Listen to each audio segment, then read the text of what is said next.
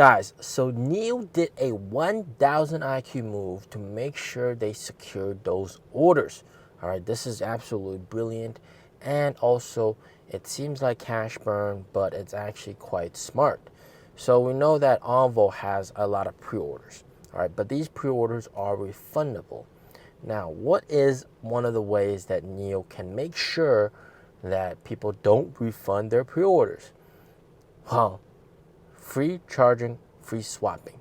Not in the sense that they're going to be getting that, because that would be very uneconomical. All right, NIO is definitely not giving Envo owners these kind of benefits, these kind of perks. However, if you pre-order a Envo car, every day on the Envo app, you can do this little scratch off thing.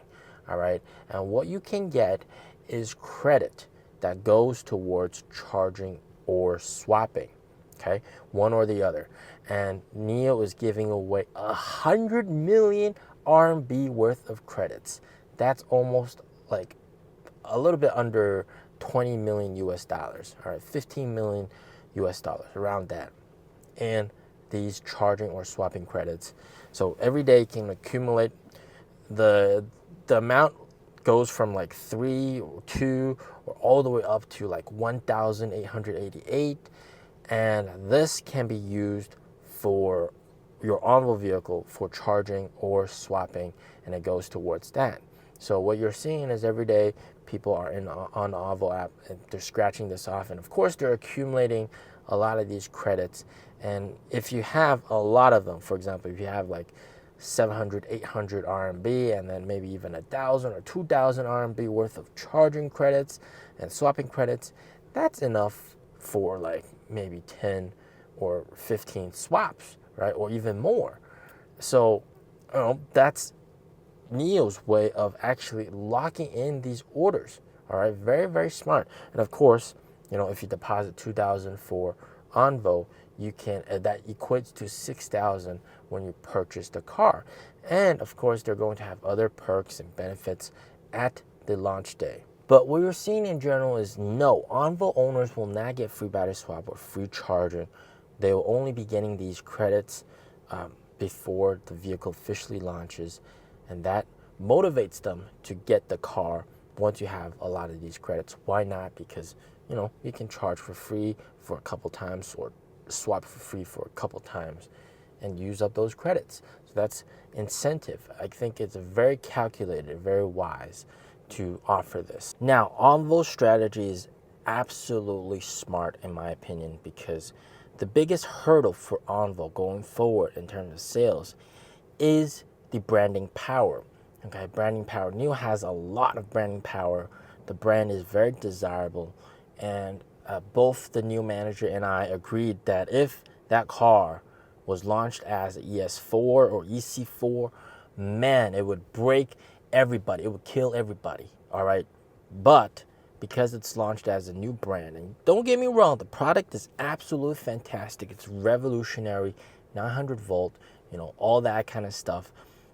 Best air drag coefficient, best energy efficiency in an SUV. Just fantastic product. All right, product, there's nothing wrong with the product, right? But the branding name really is the biggest hurdle for NIO to jump through, jump over. I've seen lots of comments online, that people don't really like the name Le Dao, which I can understand. It's not a very luxurious name. It's not a very high-end name. All right, let's put it that way. It's not a high-end name. NIO is a very high-end name. It's S-tier name. Tesla is also an S-tier name. Li Auto, Li Xiang, and translates it to ideal. All right, so that would be like an A-tier name. Why is NIO, the name NIO in Chinese, an S-tier name? Because 未来 translates into future. All right, it sounds like future.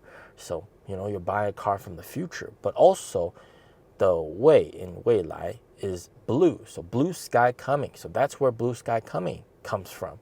So the name is just absolutely fantastic for NIO. All right, so the brand is very desirable. Okay, and it's also ranked at the very top of the most prestigious likable brands, NIO. Okay, NIO's number one, but and then Tesla's number two. Funny enough, right? But Envo, Envo, 乐道, Happy Road, Happy Valley sounds like a playground, sounds like a amusement park, in a sense. So, some people think this name is very rustic, or some people think this name, it doesn't provoke the luxuriousness. Similar to how like Xpeng's name in Chinese, 小鹏, sounds like little boy. It doesn't really sound that great, to be honest. It doesn't sound high end. That's the problem, all right? It doesn't sound high end. This is why you're seeing Xpeng sell more in Europe than here in China. In China, the brand sounds like little boy. Some people get over it and just buy the product for what it is, but some people, they can't get over that hurdle, that naming thing. Sounds like little boy. If Xpeng changes their name in Europe to little boy, let's see how many cars they can sell. All right, I'm pretty sure it's going to be pretty tough. All right, so naming plays a big role. Happy Road, Happy Valley, that's something that people got to get used to. And also, very interestingly, yesterday when I claimed that freebie cup, and also that freebie little bouncing toy, the bouncing head, you have to share on social media about this car and say something. And the Envo manager and those other guys, they said, please share that you really believe in this brand. You think this brand is very nice. So it's all about branding power. Okay, and Envo is a fairly new brand, so this is the biggest hurdle that they gotta go through. All right, and having these massive incentives, charging incentives going forward, all right, charging and swapping credits, that's really gonna help people really lock in those orders and then really deliver those cars. Now we just really don't want that car to end up like Xpeng G6 or IM LS6. The sales were really good initially when they launched, and then it just died down over time. We want it to be consistently strong, all right? We want it to be consistently strong. And that just means that you have to have very strong branding power. If you just have good product alone, that gives you a nice boost, but you need that strong branding power. So everything now is about branding power. And you can tell this is quite exuberant, all right? They advertised like 1 hour ago, someone won 1,888 in charging credits, or 2 hours ago, somebody won 588 in charging credits.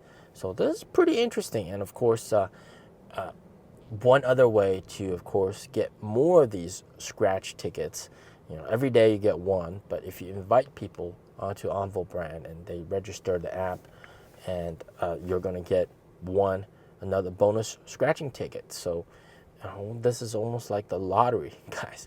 And every day you're doing a scratch off, which is quite fun, to be honest. It's quite fun. And I'm very, very sure those that have accumulated a ton of credits, those guys have to take delivery of their vehicle. All right, otherwise that would all go to waste, right? If you got like 3,000 in charging credits, in swapping and charging credits, why would you not take delivery of the car?